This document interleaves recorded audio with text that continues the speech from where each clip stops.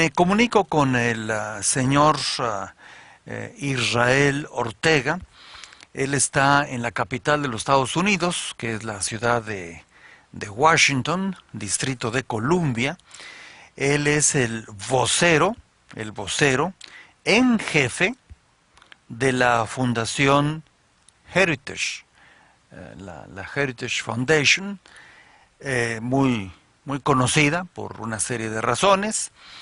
Él es un hombre que ha estado en los medios informando, comentando, escribiendo, analizando, editorializando, ha estado en muchos tipos de medios en diferentes países. Fue egresado o es egresado del colegio de Hamilton en la zona de Clinton, Nueva York.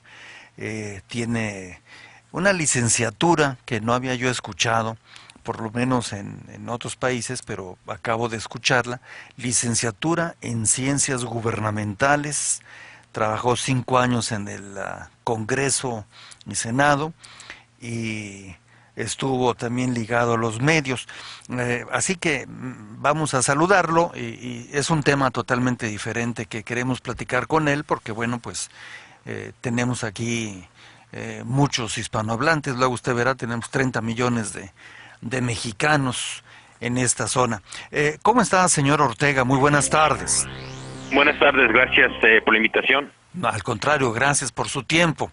El motivo de llamarle de parte de La Voz en Español para nuestro canal de televisión es, escuchamos y leemos todos los días, por lo menos en Estados Unidos, y debería de hacerse en otras partes del mundo, me imagino yo, la complejidad del problema del déficit que tiene el presupuesto fiscal, vamos a decir, de los Estados Unidos de Norteamérica, que por supuesto ya no es noticia, pero que aparentemente surgen ideas por aquí, ideas por allá, decisiones por allá, pero la realidad es que el problema ahí sigue.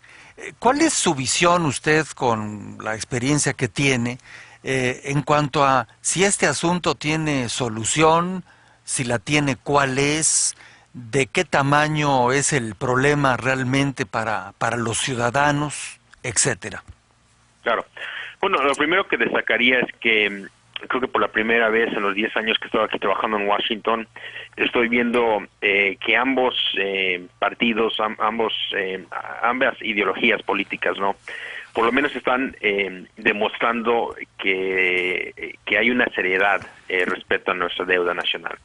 Creo que, claro, no todos están convencidos que ese es un problema, una crisis, pero creo que el hecho de que por lo menos estamos enfrentando esto, o dispuestos a enfrentarlo más bien, creo que es un buen primer paso.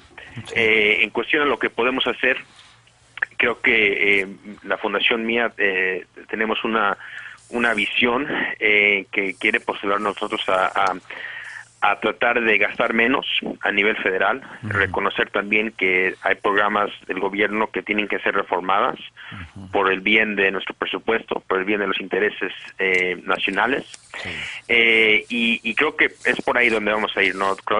Donde creo que vamos a ver un desacuerdo va a ser en la ideología que quiere hacer otras maneras, principalmente alzar impuestos, por ejemplo, para que haya más ingreso. Y ese es el debate que está tomando aquí en Washington, ¿no? Es Sí. Esencialmente Sí. cómo se va a lidiar esto. Sí.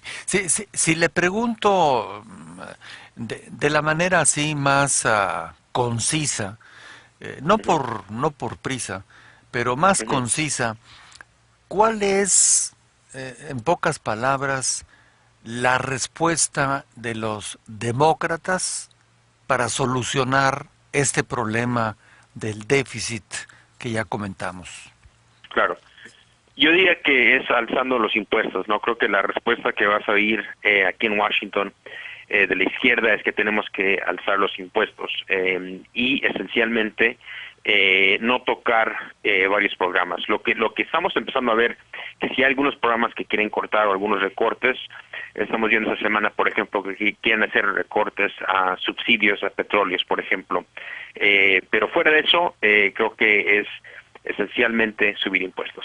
O sea, básicamente los demócratas quieren subir impuestos y también recortar algunos servicios, algunos planes, proyectos que están funcionando. Sí, pero muy pocos, la verdad es muy poco, y ese es el debate, ¿no? Porque la derecha no quiere hacer ningunos recortes, esencialmente, quiere hacer muchos recortes y la izquierda no quiere hacer casi ningunos recortes.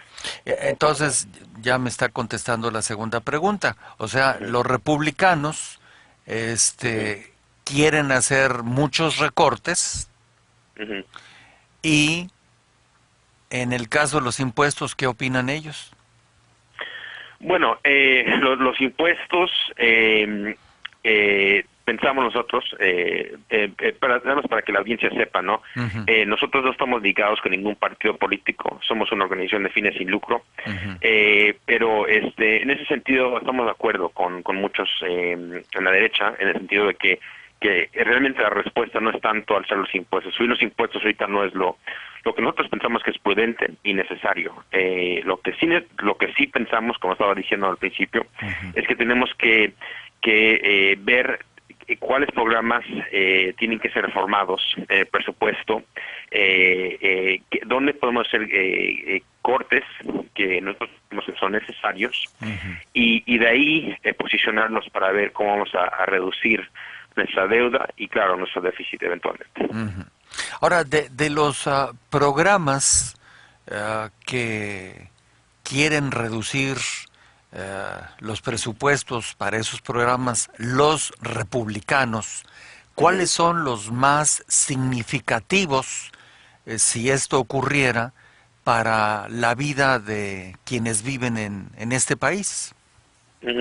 Bueno, mira, como tal vez los oyentes conocen, un tema que está acaparando mucho atención aquí en Washington es una propuesta que puso el diputado congresista Paul Ryan, donde empezó a ver estos tres programas y que son carísimos, que tienen que ser reformados, que son el Seguro Social, el Medicare y Medicaid. Actualmente, mucho de lo que está pasando aquí es que mucha gente tiene la impresión que estamos tratando de eliminar esos programas, y lo que está sucediendo esencialmente es tratando de ver cómo se van a mejorar. A lo práctico, a tu pregunta, yo puedo pensar de un sector, por ejemplo, que puede ser, que puede absorber recortes, que sería el sector educativo. El sistema educativo de este país, a pesar de los millones y billones de dólares que se han gastado diariamente también, pero anualmente, hemos visto muy poco avance. Entonces, el dinero no es esencialmente el problema, hay otras cosas que podemos hacer. Entonces, por ejemplo, yo me pondría en esa posición de que podemos empezar con eso, donde vemos programas que no están acertando, a pesar de que se ha incrementado el presupuesto a nivel federal.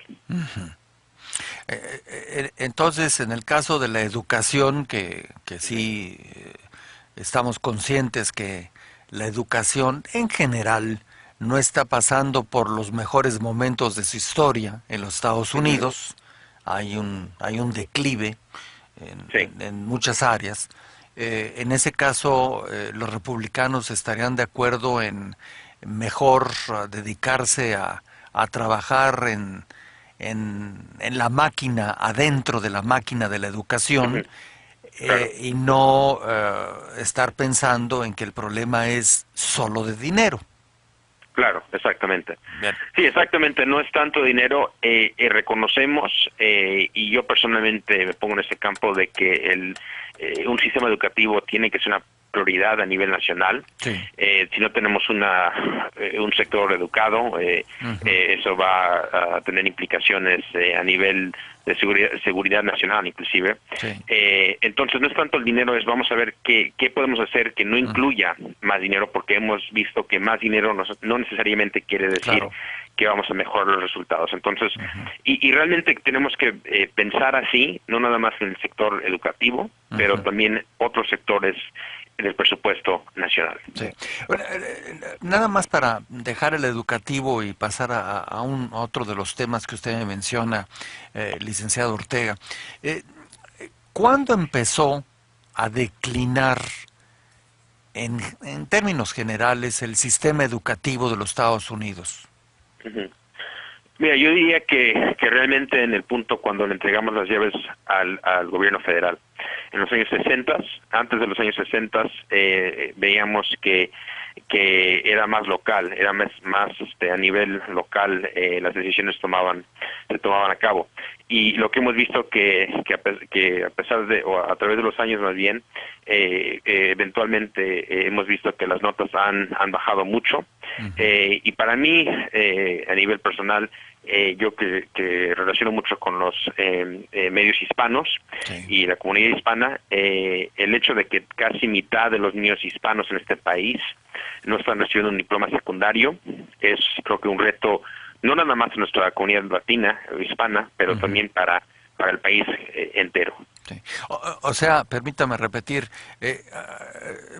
por ahí de los 50 todavía, y quizás rozando los años 60, las decisiones y los presupuestos y la capacitación, etcétera, de la educación era tomada principalmente por los gobiernos de cada estado. Claro. Pero de los 60 en adelante se le transfirió al gobierno de Washington, como dicen, al gobierno federal, y es cuando empezó a declinar la calidad de la educación y a crecer el número de personas que abandonan la escuela en tiempos que antes no se abandonaba. Y mencionó usted los hispanos y me decía que ¿cuál es el porcentaje de abandono de los hispanos de la escuela? Sí, y según un estudio de la fundación de Bill y Melinda Gates, estudiaron a los estudiantes hispanos en este país y encontraron que casi el 50% de los niños matriculados en las escuelas secundarias en las ciudades más grandes de este país no están recibiendo un diploma secundario. O sea, casi 50%. Y también hubo un artículo del USA Today, creo que hace un año más bien, que 1 de cada 3 niños en kindergarten es hispano. Entonces, lo que vemos, no tenemos que ser un doctor político de filosofía política para darnos cuenta de la trayectoria, ¿no?, que estamos empezando a vivir en este país. Entonces, es por eso que ese tema es tan importante de mi punto de vista.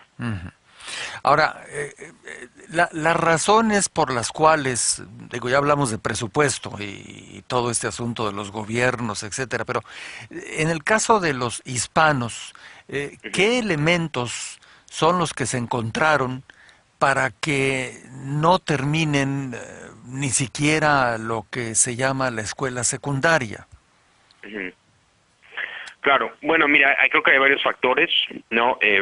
Uno de ellos podemos empezar que a veces el idioma es difícil, ¿no? A veces muchos de nosotros, yo inclusive tuve que aprender el inglés, entonces eso puede ser un factor. También lo que vemos también es que hay otros factores, por ejemplo, como el hecho de que no podemos elegir a dónde mandar nuestros hijos, como algunos americanos de recursos pueden tener la opción de mandar sus hijos a las escuelas privadas, que a veces tienen más recursos, que tienen mejores maestros, todo eso. Esas son opciones que nosotros tristemente no tenemos. Entonces, esos factores y las escuelas también, hay algunas escuelas en las ciudades más grandes de este país que son muy violentas, que la violencia acapara tristemente mucho del día. Entonces, esos son factores, ¿no?, que están contribuyendo al hecho de que haya un declive en los estudiantes hispanos en este país. ¿Y se tienen datos, licenciado Ortega, de estos jóvenes hispanos que abandonan la escuela, por lo que ya nos dijo? ¿Qué es lo que hacen con sus vidas en términos generales? Claro. Bueno, lo que vemos, la Fundación de hecho tiene un estudio que realizamos cada año que se llama de la dependencia, es un índice de cuánto uno depende del gobierno. Y lo que vemos es que una persona que no tiene o una persona que carece de un diploma secundario es más propenso a tener que depender del gobierno. Entonces, obviamente tenemos que darnos cuenta de las implicaciones respecto a eso, también tomando en cuenta el déficit que tenemos como país y la deuda que tenemos como país, el hecho de que esa semana topamos el techo de la deuda, por ejemplo. Entonces, tomando esto en cuenta, tenemos que tener una cierta pausa, ¿no? De que estamos viviendo por una encrucijada en este país y que nosotros como hispanos tenemos que darnos cuenta de esa realidad y parte del desafío que tenemos es educarnos respecto a esos temas.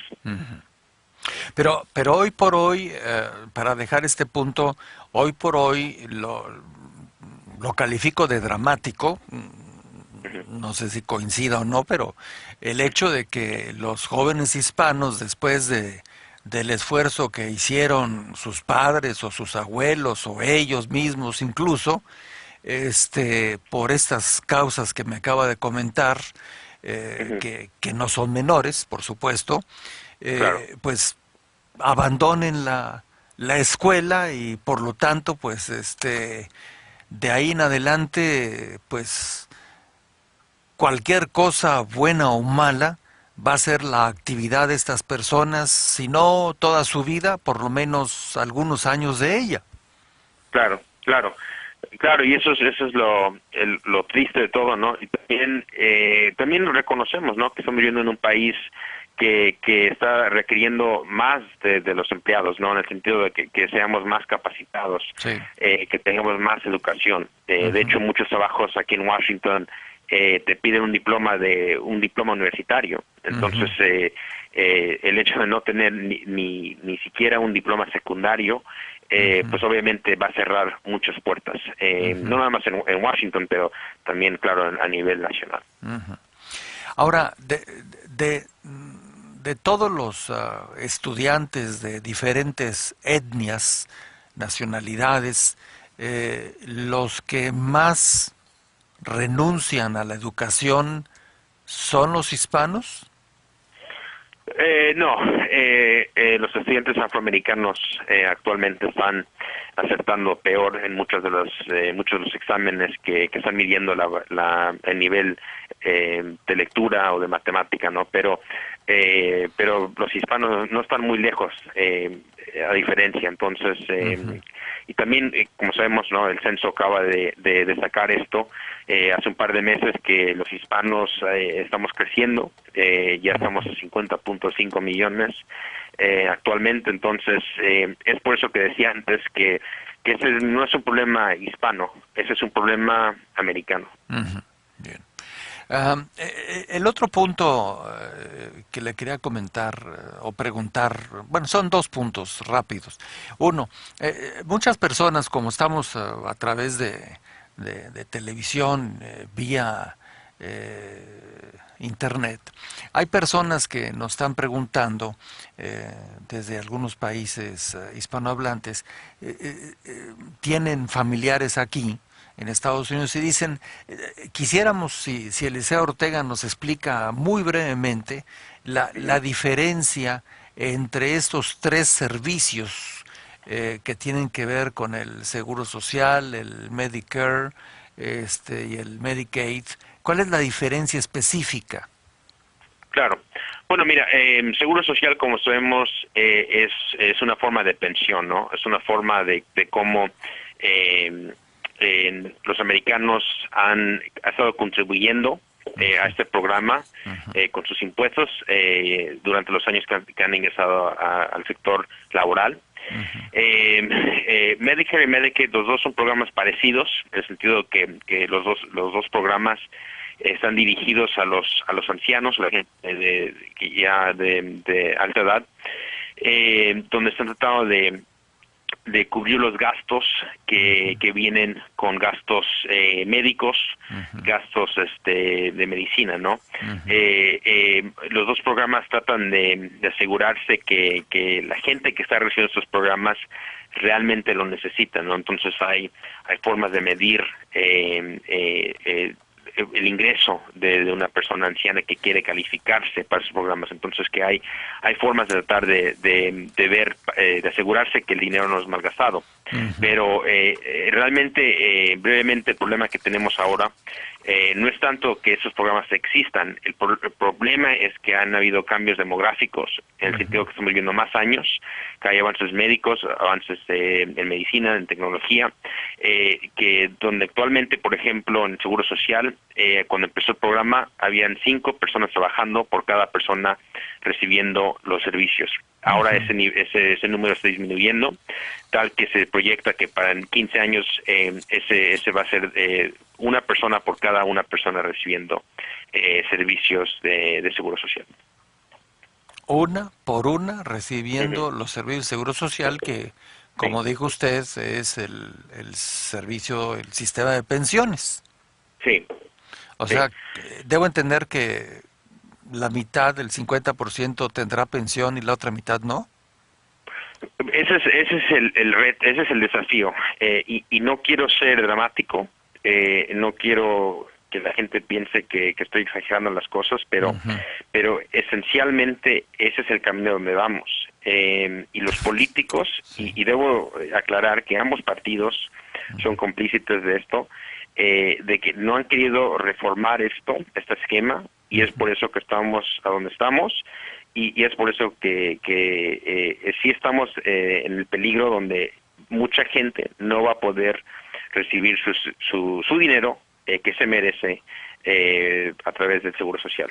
Pero, o sea, cuesta trabajo, y entiendo que a muchos les cuesta trabajo pensar que quienes tienen en sus manos la posibilidad de buscar una solución para no caer en una cifra tan grave como esa, ¿verdad? O sea, claro, a cierta edad la mitad va a tener pensión y la otra mitad no va a tener pensión. No importa si se pasó 30, 35 o los años que hayan sido trabajando y pensando que al final de la vida iba a tener una pensión. Claro. ¿Cuál es la solución real que, si se pusieran de acuerdo los dos partidos, deberían de tomar para evitar llegar a ese escenario? Bueno, mira, lo primero es que creo que ambos partidos tendrían que decir, mira, los dos no vamos a salir contentos al final del día. Los dos van a haber cosas, van a haber elementos donde no estamos totalmente de acuerdo. Yo no soy político, no trabajo para un político, así que yo tengo la habilidad, la oportunidad de decir que tengo una posición que está un poco quitada, ¿no? Independiente. O aparte de eso, ¿no?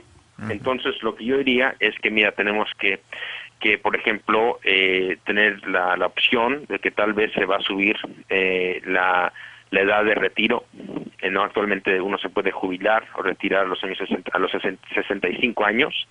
Yo diría que tenemos que ver si ese número se puede subir a 67, por ejemplo.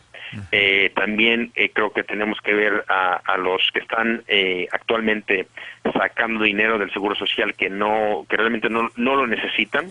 Estoy hablando a gente como Warren Buffett o los Bill Gates, ¿no? que ellos no van a tener que usar de Seguro Social.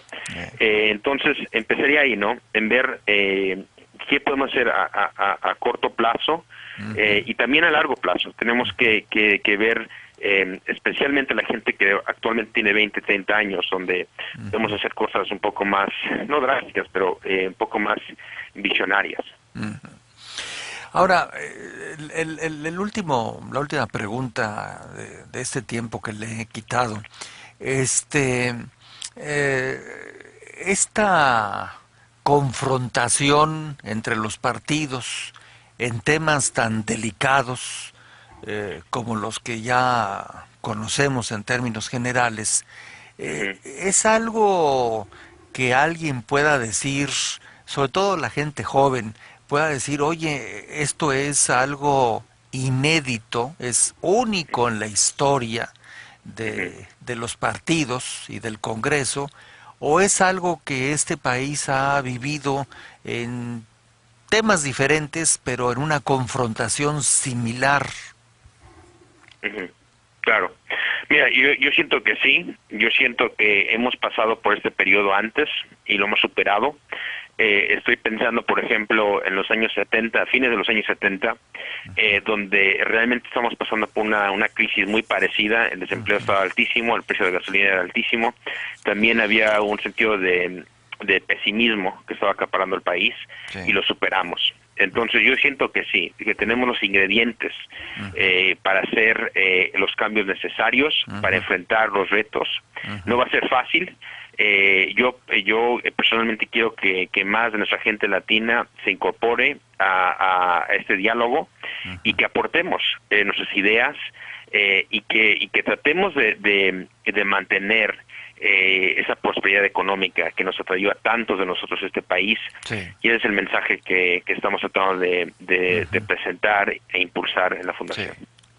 Y para cerrar, en los años 70, después de la confrontación, ¿cuál fue la medicina mágica que logró que se pusieran de acuerdo? Claro. Bueno, mira, lo que sucedió fue que dos cosas. Una, creo que ambos partidos reconocieron que tenían que trabajar juntos, a pesar de las diferencias ideológicas que podían tener. Sí. Y también creo que hubo un presidente que yo admiro mucho, que fue Ronald Reagan, que realmente plantó esa idea a nivel nacional, que nosotros somos un país excepcional, un país que podemos hacer los cambios, que hay un ingrediente de optimismo en cada uno de nosotros, y eso empezó a dar fruto, y lo vimos eso en muchas de las medidas que él impulsó, y ese es el optimismo que yo también tengo, y espero que suceda a nivel nacional. Pues muchísimas gracias por este tiempo que nos ha dedicado a los televidentes vía Gracias. internet, y pues hemos aprendido muchas cosas, entendido otras, y se lo aprecio, y como siempre Gracias. estaremos en Gracias, contacto. muchas gracias por la invitación, fue un placer. Gracias, licenciado Ortega, hasta luego.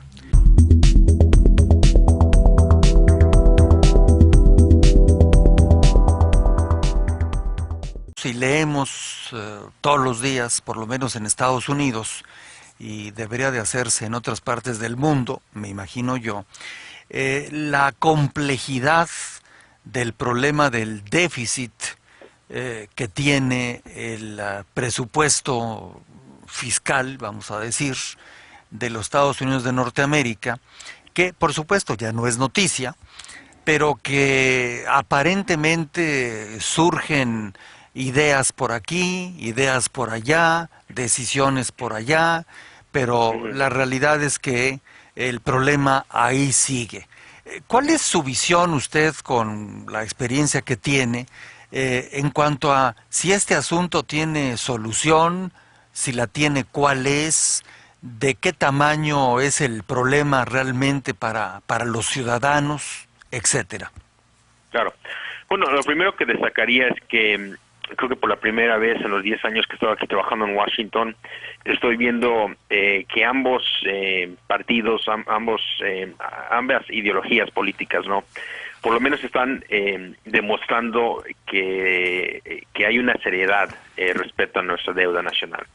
Creo que, claro, no todos están convencidos que ese es un problema, una crisis, pero creo que el hecho de que por lo menos estamos enfrentando esto, o dispuestos a enfrentarlo más bien, creo que es un buen primer paso. En cuestión a lo que podemos hacer, creo que la fundación mía tenemos una visión que quiere postular nosotros a tratar de gastar menos a nivel federal, reconocer también que hay programas del gobierno que tienen que ser reformadas por el bien de nuestro presupuesto, por el bien de los intereses nacionales, y creo que es por ahí donde vamos a ir, ¿no?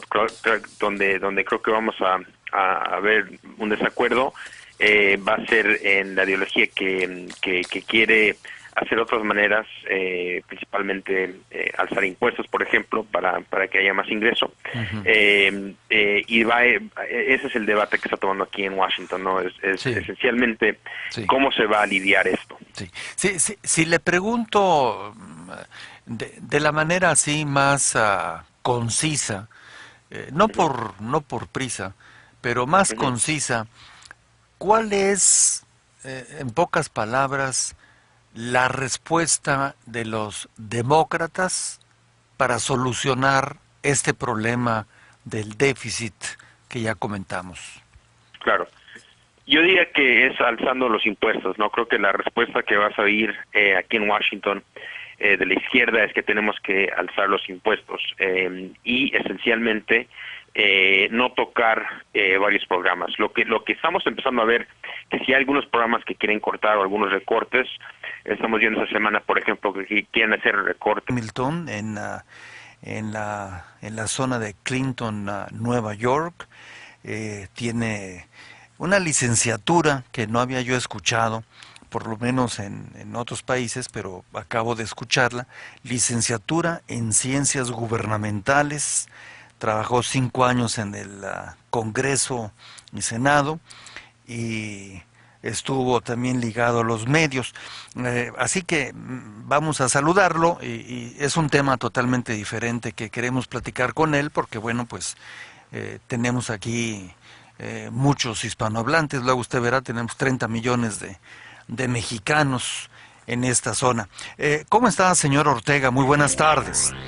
Buenas tardes, gracias por la invitación. Al contrario, gracias por su tiempo.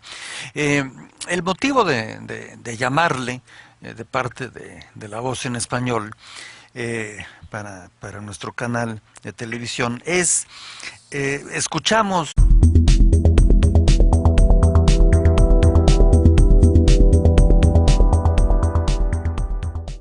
me comunico con el señor Israel Ortega. Él está en la capital de los Estados Unidos, que es la ciudad de Washington, Distrito de Columbia. Él es el vocero en jefe de la Fundación Heritage, la Heritage Foundation, muy conocida por una serie de razones. Él es un hombre que ha estado en los medios informando, comentando, escribiendo, analizando, eh, editorializando, ha estado en muchos tipos de medios en diferentes países. Este fue egresado o es egresado del colegio de